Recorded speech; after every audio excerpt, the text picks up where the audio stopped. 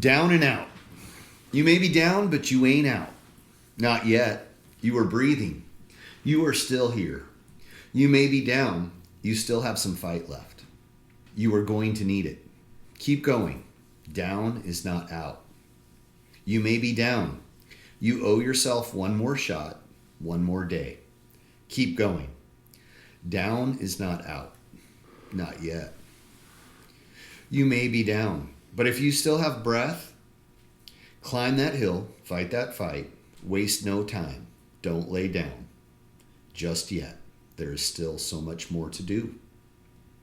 Friends, this is episode number 47 of the Formless podcast with Tyler, the superhuman, and me, Dustin. Good morning. Morning. So it's been insane. Last week we recorded number 46. We had some technical difficulties. That one's still not out yet. It should be out here pretty soon. Just rocking and rolling, making things happen. I did that guest spot with Dio Talk. Really fun, informative. It's funny how you can come from two different worlds and still have some of the same ideas. And like, I've never met this gentleman in my life, right? Other than on the internet and messaging each other back and forth for a couple of weeks. And then we sit down, we have this conversation, and we just start talking like we've known each other for months, you know? It's wild. That's like the good part of the website, of the internet. You know what I mean? That's pretty cool. That's the cool thing of the internet that I really enjoy. You meet people from all walks of life, and you can have like, hey, we're just humans. We have our own struggles and challenges, and you know, they're going through the same kind of crap that you're going through, and it's just cool. It's just cool. It's cool to know that, you know, I mean, that, where'd you say that Dio Talk, he's on the East Coast? He's on the East Coast. He's in New Jersey.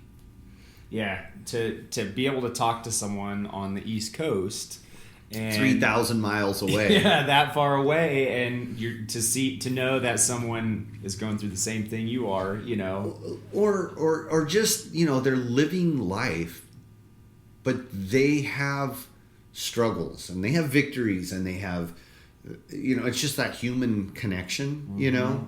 It's just cool. It was just really cool. Yeah, it was a fun time. Really good guy. He's very active. He releases a podcast a week, I think.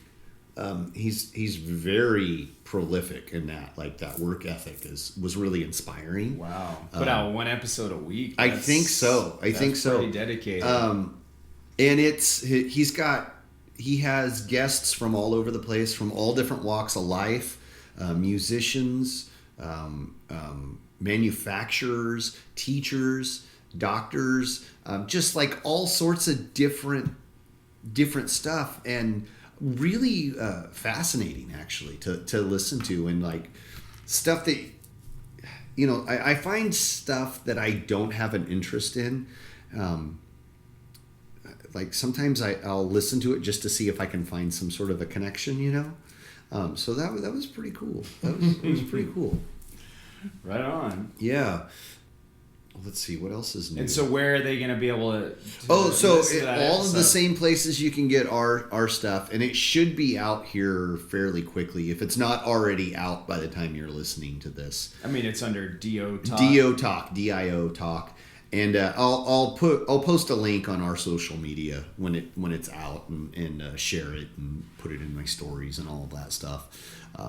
Yeah, I learned quite a bit by just kind of watching what he does in the background, and he's gets a lot of stuff out there, a lot of information, and it's really cool. And see, I'm always worried that I'm going to be like irritating people if I'm like posting too much. So like I limit myself when I release a podcast, or when we release a podcast.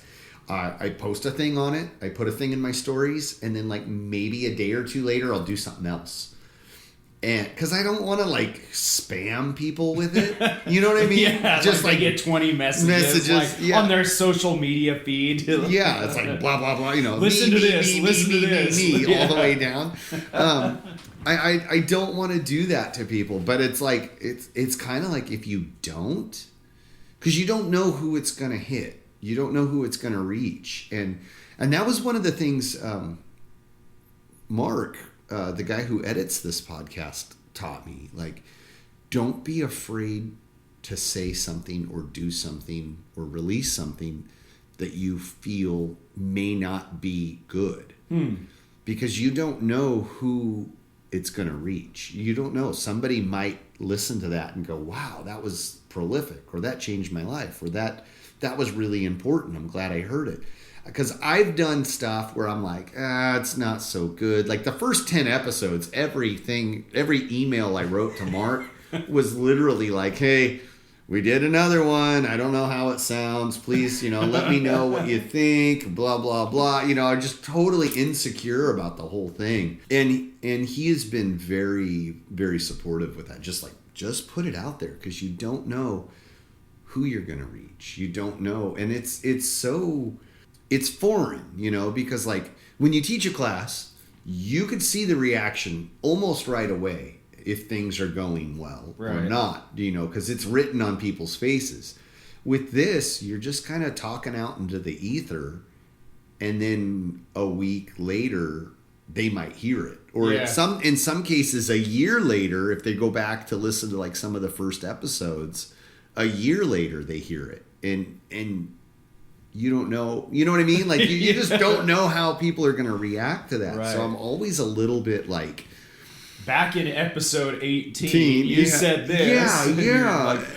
I don't even remember that one. Hold on, let me get a refresher course. Yeah. So it's really it's cool. It's cool, but it's also a little bit scary. It's kind of like walking in the dark. You don't know what's out there and what's happening. So, but it's awesome, super fun. And now I'm just like, let it go, let it go. It's like, I don't need to hang on to this, because who knows, somebody might really, really appreciate it. And it's cool.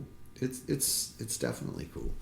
One of the, I'm going to talk a little bit more about Mark. I was talking to him a lot last week. We were talking about, the website that we want to build, and the podcast and stuff. And a couple episodes back, we talked about writing a book. Yep. Right? Yep, we did. And so he's been hammering on me about that. He's like, so what are your chapters? What's the name of your book? What's this? And holding you accountable. He totally holding me accountable. But also like, he's like, I got 10 for you right now. And he just rattled off a bunch of ideas, stuff that I didn't think about, or probably wouldn't have thought about, because he's a little bit removed from everything, Yep. He's not a martial artist. He doesn't train. He's a wonderful musician, and awesome, and playing guitar and stuff.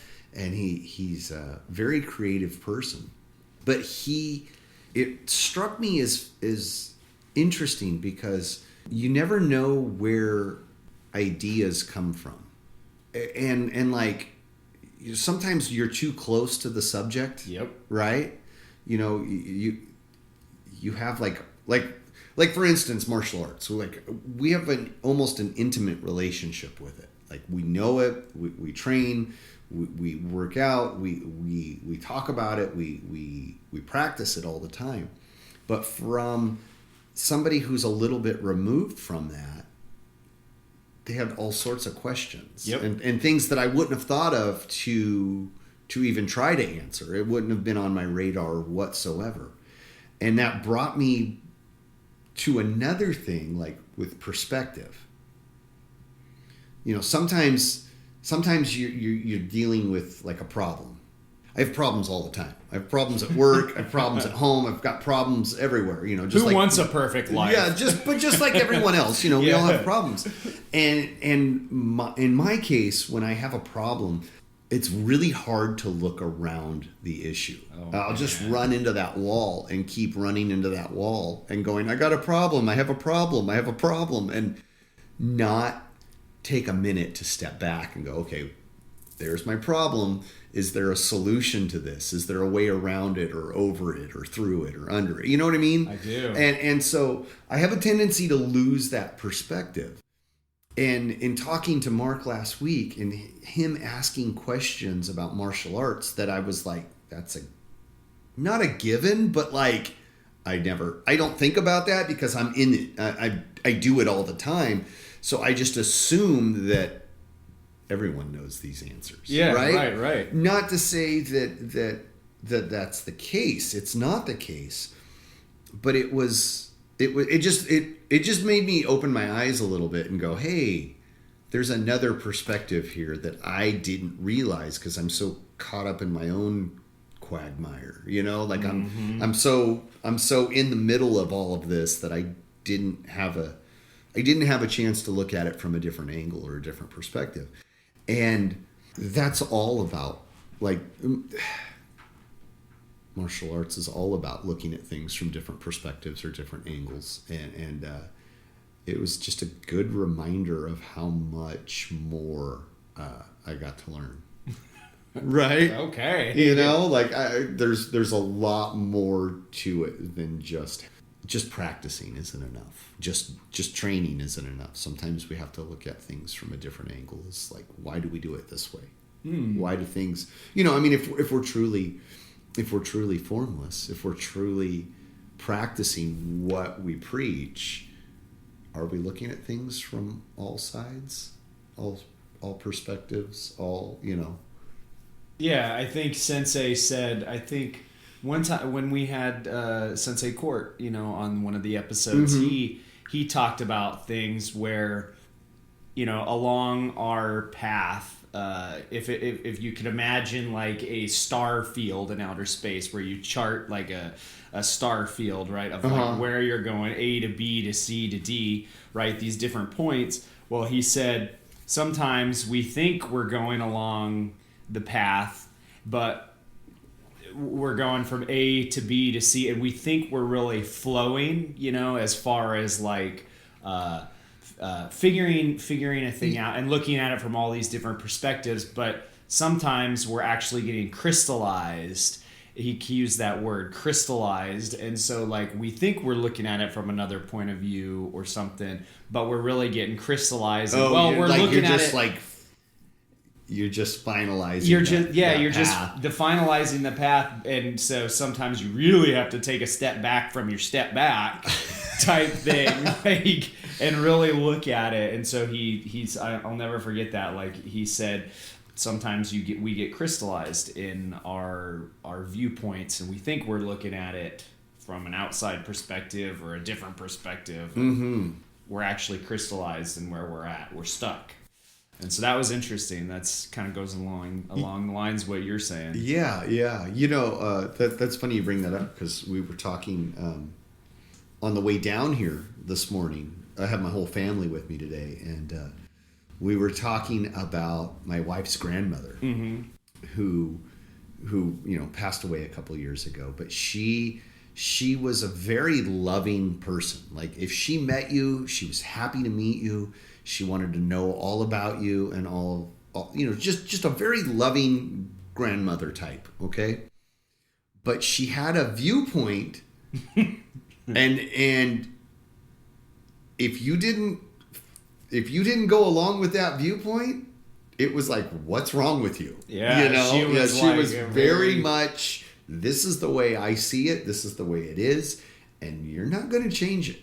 That's funny you bring that up because we literally had this conversation. We were telling stories about how it was, and that was just the way it was. Like on the holidays, we had certain meals for the holiday, and that's what we ate. And like, you're not gonna bring anything else into the table because this is what we had. And if it wasn't, turkey and mashed potatoes with green beans, and for Thanksgiving, we made sweet potatoes this way. We made this stuff this way, and that's it. Like I mentioned one time I wanted to smoke a turkey for Thanksgiving. Really? Yeah, and it was like, no, we cook that in the oven, and that's just the way it is. I'm like, get crystallized. Yeah. We were like, okay, all right. But don't you dare bring a pepperoni pizza to Thanksgiving. Yeah.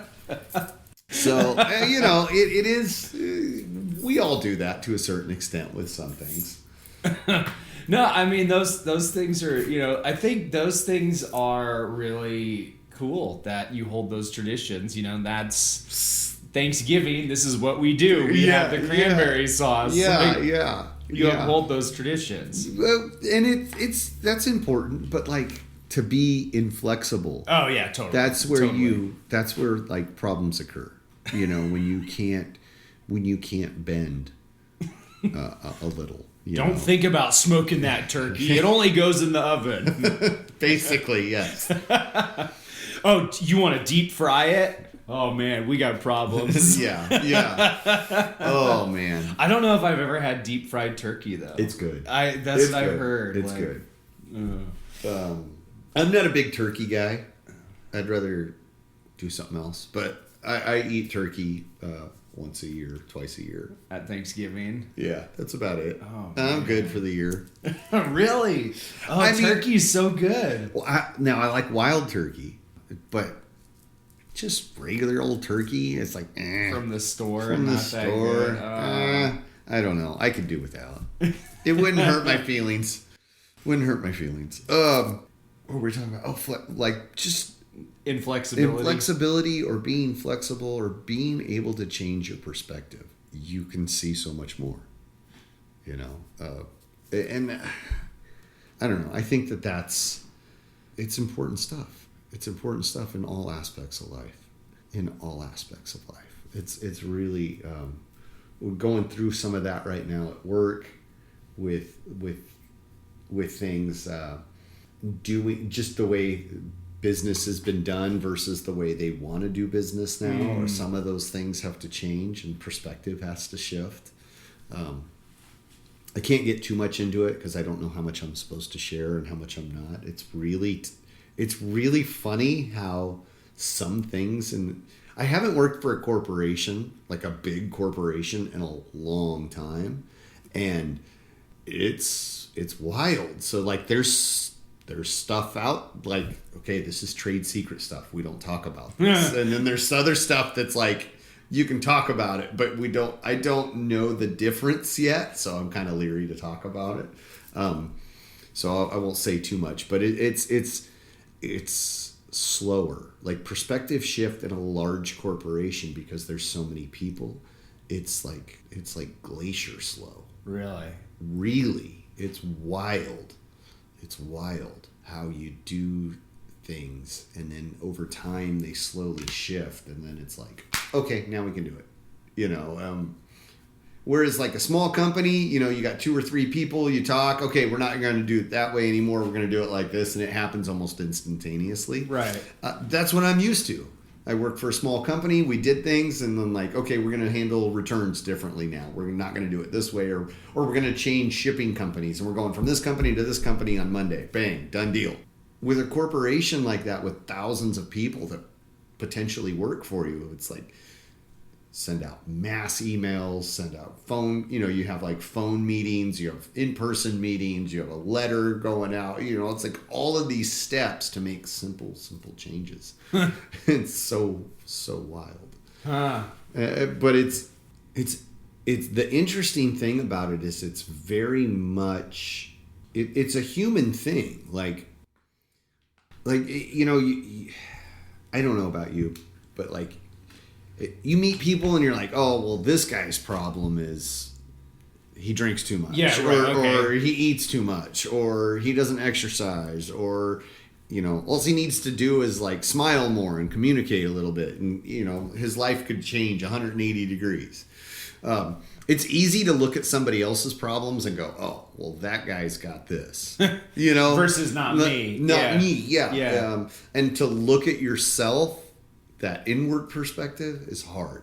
And there's a dynamic there that I think like companies have that are very similar to that. Oh, they can't look. They can look at other companies. They can look at other companies or look at outside problems, but very rarely can they look at the inside stuff, you know? But it's human relations. It's all... I don't know where I'm going with that. It's like No, yeah, you had a good point. It's like self-reflection, right? It's a super simple thing, like, to be able to do is to, like, turn the mirror back on yourself and look at those. Yeah. I mean, in theory, it's super easy. But it's hard to do. In practice, it's very hard to do. Like, do you really want to look at yourself and go, oh, well, here's your flaws? Yeah. Right? You know, like, my first reaction to that is, like, aversion. Yeah, right? Yeah. Let's go over here. Yeah, because, like, let's not look at that. Do you really want to, like, beat yourself up? You know, if you have... You know what I mean? Like, when you're trying to confront a problem or you're trying to fix your own BS. Yeah, and it's hard. Well, it's uncomfortable. Yeah, and uncomfortable. It's uncomfortable, you know, because what goes on in here doesn't always come out here. No, gosh, no. You know, what goes on inside your head doesn't always come out the same way. Yeah. And that's...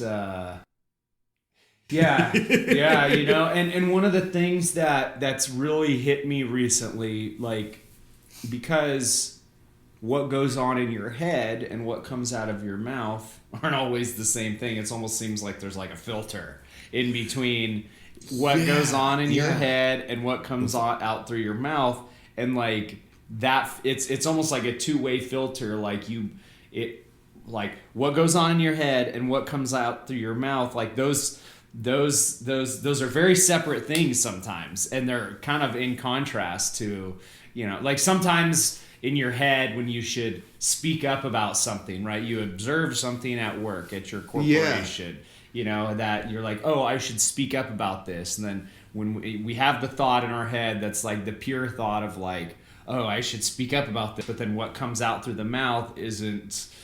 Sometimes not even remotely close. And it's not even as gutsy sometimes. Yeah, it's not even remotely close. Not even as gutsy. Or like the reverse of that, what I'm sometimes guilty of is then like...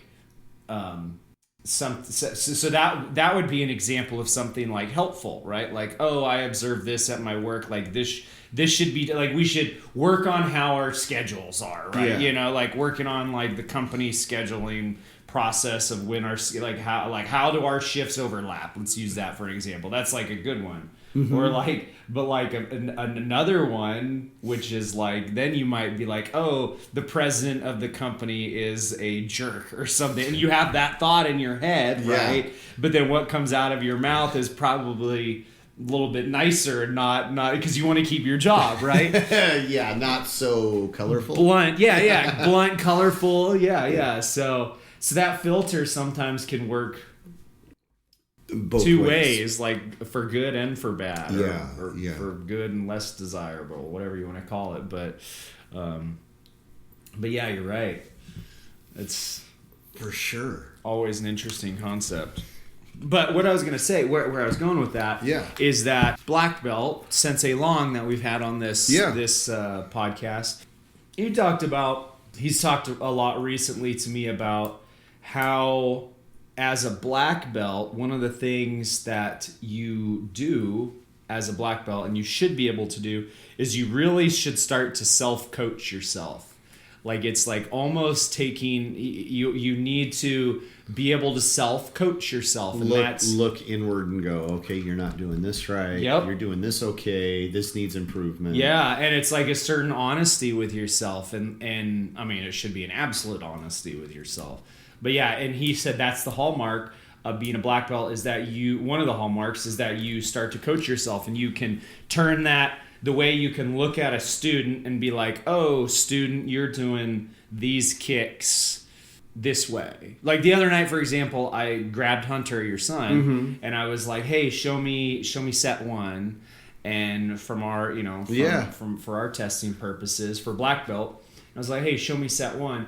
And so he was doing it, and I was just like, okay, like tweak this, this was good, this needs some work, this was really good, type thing. But so it's that ability to have that look at somebody and be like, okay, this needs tweaking, this needs to be worked on, but then to be able to turn that magnifying glass whoosh, back on yourself. Yeah. And that is a challenge. And go, oh, okay. Yeah, well, something to be developed. For sure.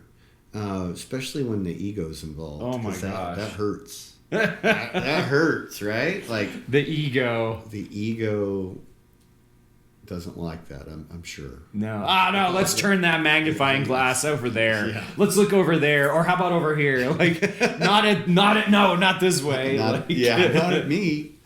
Oh.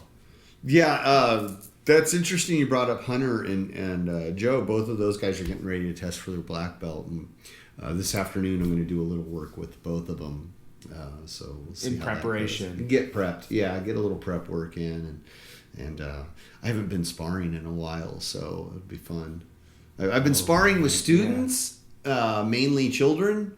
So I haven't got on the mat with a couple, with an adult in a while. So it'll be fun. That'll be good. Knock some rust off here, and hopefully I can keep up.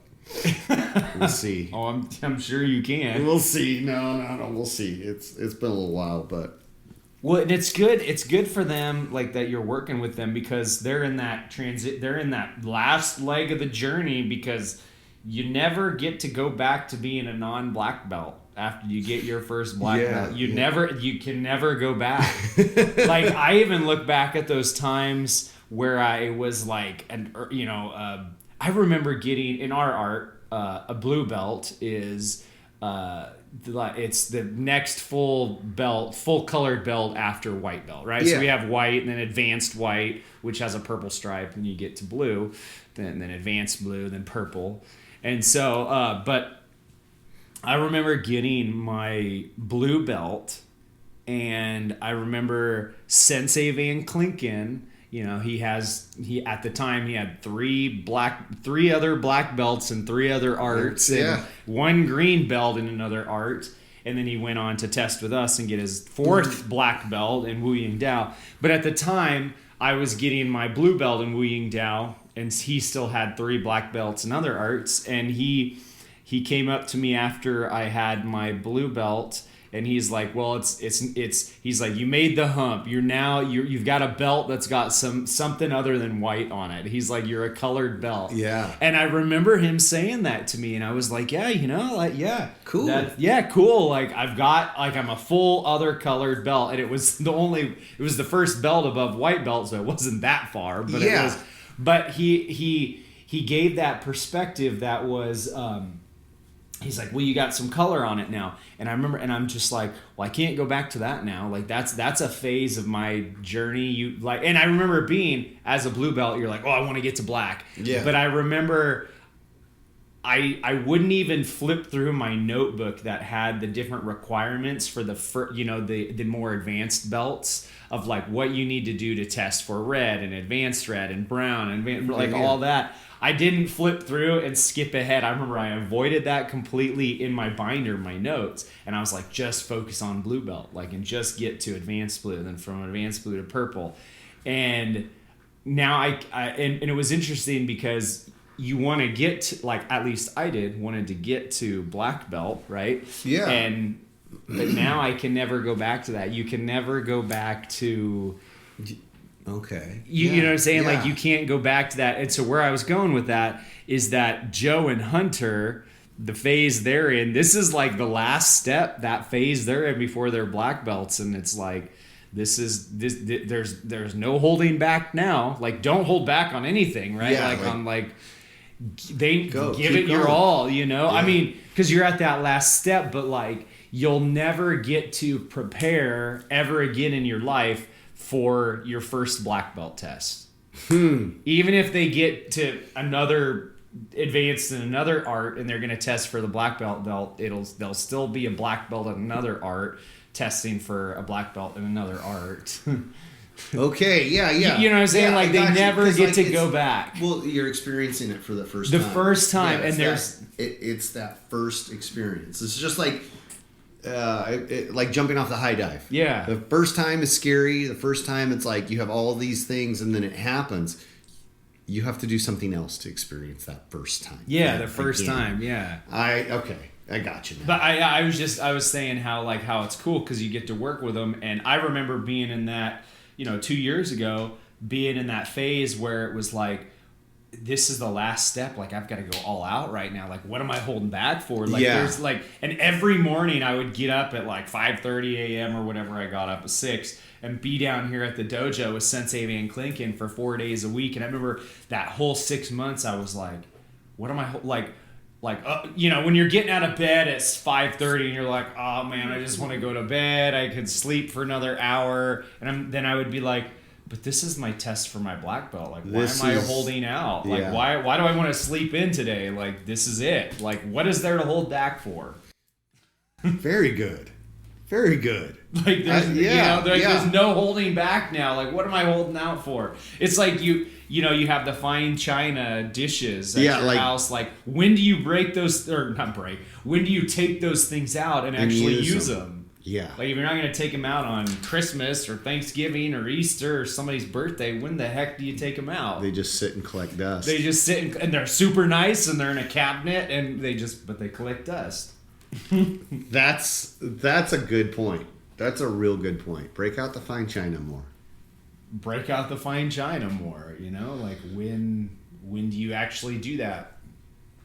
It's like we always hold back and I'm saving this. Yeah, I'm saving this. Well, it depends on what we're saving here. Right? Yeah, save some money. Save some money. Are you saving something that's going to rust the more you save it? Like, you hide it out? I hang on to things. It's weird. That's a good point. That's a real good point. I need to let go of some stuff. That's a challenge for me. Is it? Oh yeah, you're just like, what am I saving this for? Like you save that last ice cream bar or whatever in your freezer. You're like, what am I saving this for? Saturday night, like, eat the ice cream bar. Eat the ice cream bar. Oh, I'm gonna watch a great movie. Well, there's only one ice cream bar left. Well, better get it out. But it's like we want to. I don't know. That's an interesting concept. Yeah. I mean, I suppose if it's for a specific purpose, you would save it. But if it's just there, like, what are you doing with it? Yeah. Like, what is the result for saving it? Like, what do you like something you only bring out once or twice a year for a special occasion? Okay. That's like an honored thing, a tradition or whatever. That makes sense. But if you're like hanging on to something and just saving it for one day, like some day that's not here yet, like, is it a specific day? Like, am I saving something for a retirement day, or like, you know what I mean? Like, what is that?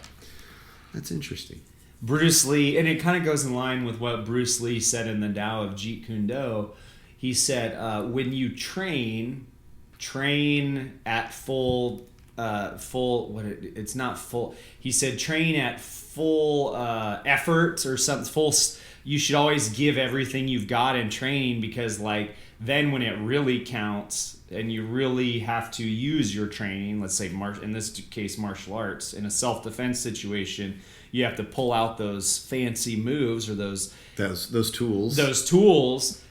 If you don't train in the dojo at full effort, well, all of a sudden you're gonna, in the moment, like ramp it up and like turn it up, like, oh, I trained for 90% effort in the dojo, now I've got to go 100. Like, that last 10% is like tough to huge. get. And it's huge. Yeah. And you and so that kind of goes in line with what I was saying, why are we holding back, and when are we holding back, and for what reason? Like, I challenged myself on that recently. Oh, really?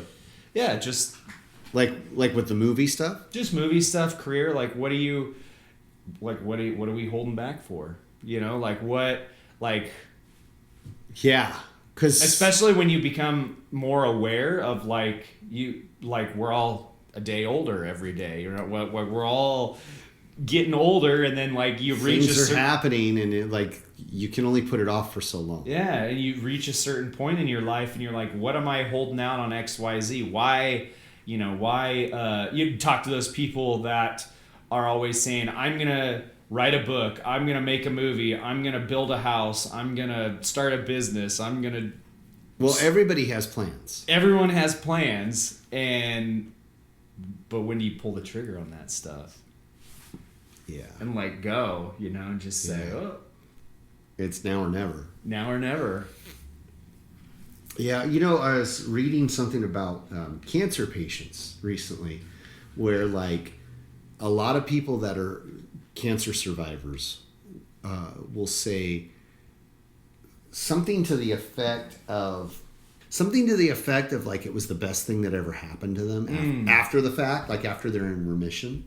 Not that they would want to go through it again, but it made them realize that like there's things that I need to do that I haven't got to do yet, or that I wanted to do, and it's almost like I've gotten this second chance, so I need to go do all of these things. Like I was always putting stuff off for someday. Someday I'll do this. Someday I'll do this. And then they had this epiphany through having cancer of like, oh, whoa, like this could end. This ride could stop, and there's stuff I want to do, so I'm going to go do them now because I just got this second chance kind of thing.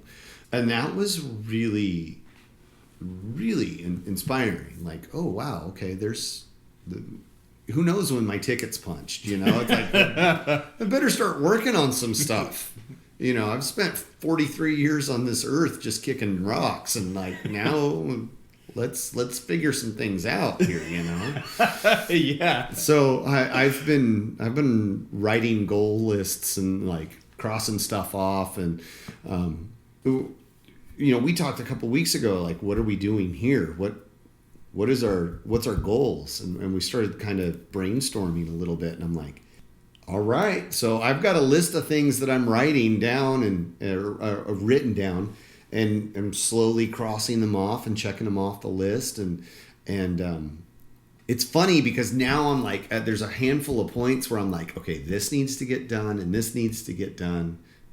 I've got like 3 or 4 things that have to get done, but like they're waiting on one thing.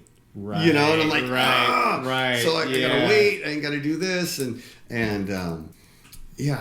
it's cool, but it's like, at least I'm progressing. I've made some steps. I've made some movement on it, as opposed to before, I was just kind of sitting back and being like, yeah, this is cool. One day I'll do this. One day I'll do that.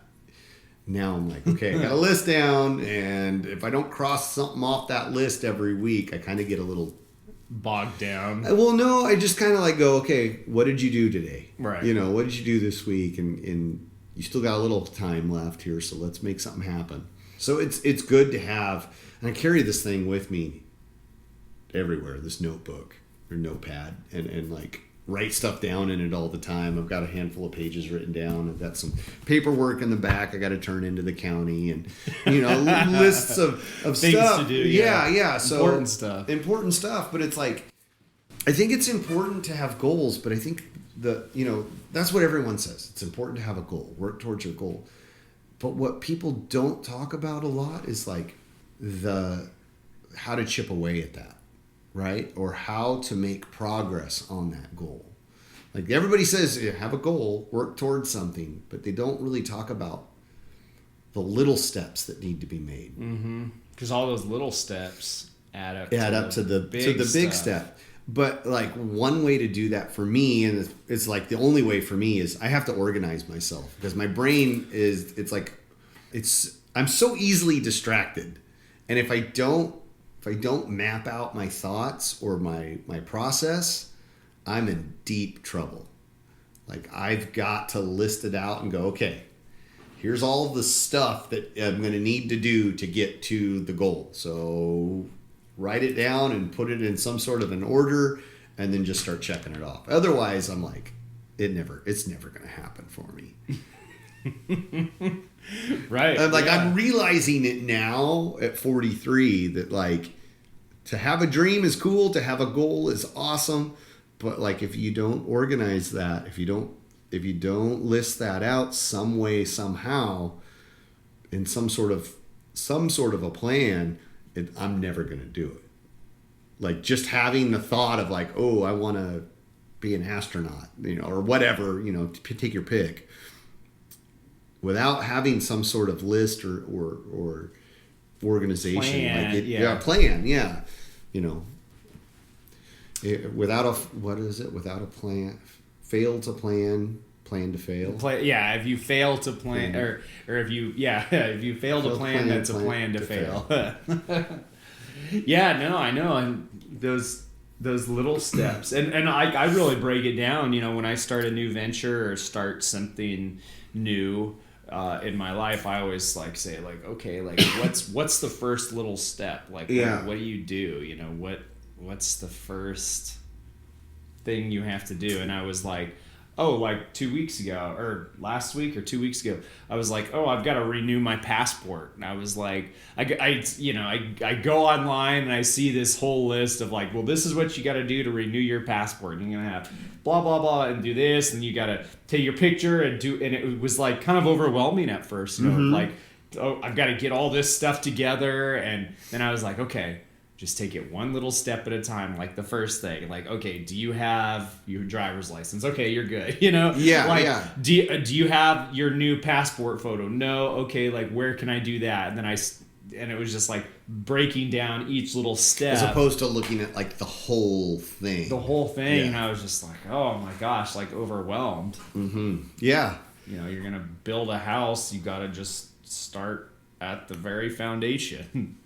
Right. Yeah. One nail at a time, or one screw at a time. So do you think did you learn that from your parents, or do you think that was instilled from the Army, or one little step at a time? Yeah. Cause I've always cause you've always you were the driving factor behind getting this started, the podcast. Yeah. But you are also really motivational for testing for a black belt. You were we took almost every single test together.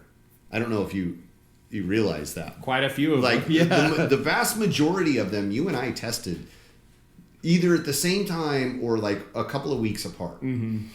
And I would say probably 75% of each other's tests we were at, either participating as a testee or as a helper with each other. Mm-hmm. And you were very much okay, when are we going to test for this? When are we going to do this? Let's work on, I need work on this, and I think you need work on that. You were very much in the planning stages of every step of the way. And I always just assumed it was because you were in the Army. Definitely part of it. I think it came from the military. Yeah. Is the planning of something. You're going to execute a mission. You have to plan it out. Plan it out. Yeah. You can't just wake up and be oh, we're going. Which is how I've lived my whole life. This looks interesting. Let's go check this out. I just very much chaos. My whole life has always been just aimless. I've had goals and things like that, and occasionally I would get them. I've worked towards stuff. But that was a very small aspect of my life. Everything else, I'm just kind of what am I going to do today? Yeah. Let's see where the wind takes us, So that was always kind of interesting to me. Is how did that come about for you? I would definitely say it's almost you've got to have. Well, for us with Wooying Dao, I think one of the things that really helped is that we had a path laid out for us that said, this is what you need to do to advance. We kind of had this, there's the path that way. If you want to go to black belt, and then here's the stops you've got to get there. And so I think having the stops, meaning your other belts that you have to test for. And I think that really helped because it was this is the path, It was kind of like a guidepost. Or your map. Yeah. And so, Wooying Down no form way. So it was the general direction of what to do and where to go.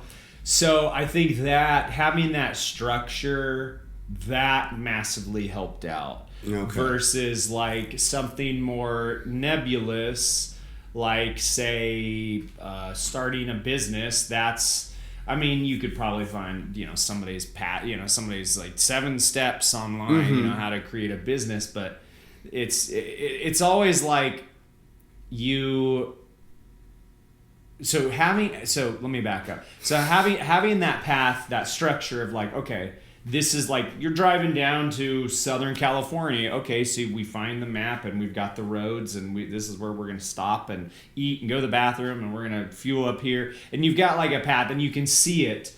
Whereas, and so like that in martial arts, we had that similar thing. We had a path you could plan it out. But I think at some point then you've also got to have that develop within yourself, that get up and go. Yeah. That get up and go that says, okay, like we're just gonna do this and we're gonna take that first step. Like just knowing the path is out there, that it's like you were saying, makes it a little easier. Makes it easier. What were you saying? You can lead a horse to water, but you can't make it drink. You can't make them drink, type thing. Yeah. Like they've got to take a step too. Yeah, yeah. But like it's a little bit easier knowing there's a path there, and you just kind of have to fill in the blanks. Yeah. And those blanks, I think, gosh, I'm no expert on this, but those blanks are like, those are kind of like the unknowns, like your own personal, like, you've got these waypoints to get from A to B, to like connect the dots, A to B to C, but sometimes those waypoints, A to B, like there might be 5 different ways from A to B, For sure. And it's that, some of that is that self-discovery where, and just being willing to slip and fall on some things and be like, well, this path A to waypoint 2 didn't work, so let's take path B to waypoint 2, Yeah. That's cool. That's cool. So, but that came from the Army, you think, or was that some of that already instilled in you before you joined? I think it definitely, a lot of it came from the military. Like definitely, the military, the Army taught me to that you. What's one saying? They said they're not problems; they're opportunities to overcome. You don't have problems; it's just an opportunity to overcome. And so being able to know, like, okay, I've got to accomplish this mission. Like, okay, there's a block, an obstacle in front of me. Like, I've either got to go over it, under it, around it, through it. Yeah, there's an opportunity to try here. And just like and not just go like, oh, I quit. Oh, I hit a dead brick wall. Like, I can't move forward. Like, that's just giving up. Yeah. And so I think it's just developing that in the littlest ways every day. Is how do I overcome this little obstacle and just not give up? I struggle with that every day, every week, every month, every year of like, oh, now this has become a little hard to do this. Like, maybe I should just give up. And it's like, no, there might be another way around. There might be. Yeah. But I think that can be developed in everyone. Oh, for sure. But it's just like when we would train together a lot, you were always like, hey, let's do one more. Let's do one more rep. Let's do it left side. Let's do it right side. Let's do it backwards. Really instilled it. And it was good for me because I'd be like, oh, I'm good. I'm done. I did it. I'm done. Move on to the next thing. And you're like, no, we got to make sure that this is concrete. Like, we know this backwards, forwards, and inside out. And it was really inspiring, and it kind of changed my attitude towards how we did those things. And that's cool. It was really cool to have that there for me personally. But I always just assumed that it was like, oh, well, Tyler's the military guy, and this is the way we do it, and so maybe definitely a lot of it was the Army and the military. I think when you do things forwards, backwards, upside down, inside out, like you do it all like that. I think it removes ultimately. There's lots of things it does, but it removes like your ability to say for an excuse later on, like oh, I didn't know that. Yeah, I didn't know. And like when you go to test, if you know you've done something forwards, backwards, sideways, upside down, inside out, you're just like, okay, like I know this. Yeah, like, it removes any and all doubt that you could place on yourself, and it just becomes a formality at that point. Yeah, and it just becomes a formality. And I think there's just a sense when you practice something and you do it so much and you just do it that you're like, I've got this. Well, just the preparation. You can't beat that. We talked about that with Sensei Long. Yeah, the preparation, but also like the fact that like there's no thought process. No thought process. It just happens. Yeah, it just happens. It's just like happens. blinking your eyes or breathing. It just is automatic reaction. It just boom. There was one scene that I had to do a specific thing in my film that I had to get. I knew how this specific scene was going to be filmed, and I had to take a certain number of steps for this thing to happen. I had to step up from a chair and then take a bunch of steps and then stop and have something happen. And I practiced that for the movie. I practiced it for hours. Really? On hours just for that one thing. I was like, this part is like, this is going to make or break the finale of the film, like when it happens. And I practiced it and practiced it and practiced it on my own just for hours on end. And I was like, I've got this thing. And it was me, as it was my character in the movie, stepping out of a pew in a church and taking several steps and then stopping. And I can't remember how many steps it was now. It was 5 or 6. I think it was 6. But I had it down at the time. And so then on the day of filming, when the day of filming came around, we were behind schedule, rushing, low on crew. And so like I just could see ahead that might be an issue. And so then, I mean, I'm talking like a month and a half ahead of time, I knew that might be an issue. And so I practiced on my own. And when that day arrived and we were behind schedule and low on crew and tired and everything, I was like, boom, I've got this, man. I told the director, my friend Luke, I was like, dude, let's do it. I got it. Like, we're going to knock this out. I was like, and there was just a certain confidence that came from being like, I had practiced. Yeah. And then we would do it and we'd get a good take. And then I would be like, let's do it again. I got this, man. Like, I got this. How many times do you want to do it? Yeah, how many times? I'll be here all day. I have practiced for this. And they were just like, my gosh, like, you want to keep doing this. And I was like, I practiced for this moment. This is going to make or break the finale. Like, this, I've got this. And I think that all that preparation ahead of time, in the same way, like when you're talking about, like when we were testing for our black belt and doing it front, back, sideways, inside out, upside down, all that, you know that you've put in the time, and there's just a certain confidence that comes from that. Yeah, 100%. I could not agree more. That.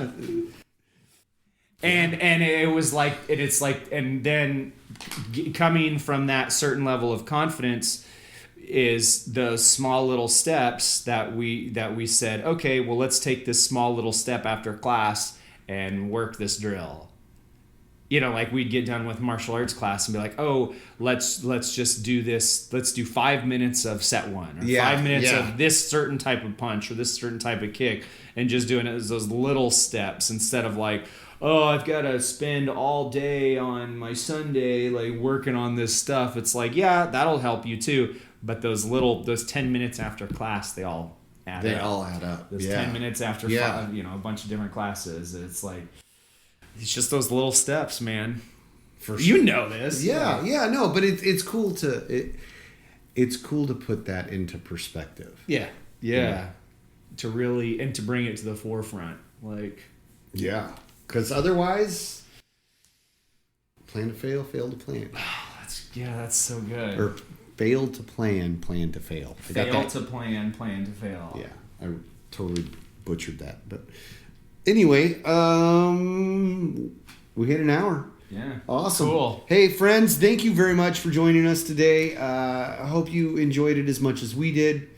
Check us out. We'll have a website up soon here. Probably, I don't know. I don't want to put a timeline on it, but soonish. Okay, soonish. That is in the works. We have it on the goal.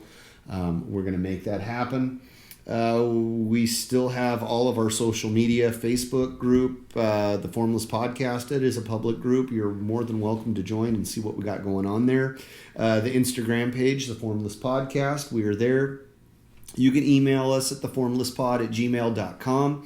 And then also we are on Twitter at formless_the. It's a long story, but we are not marital artists. We are martial artists. And we're having a good time. We hope that you are too. And thanks for coming along on the ride.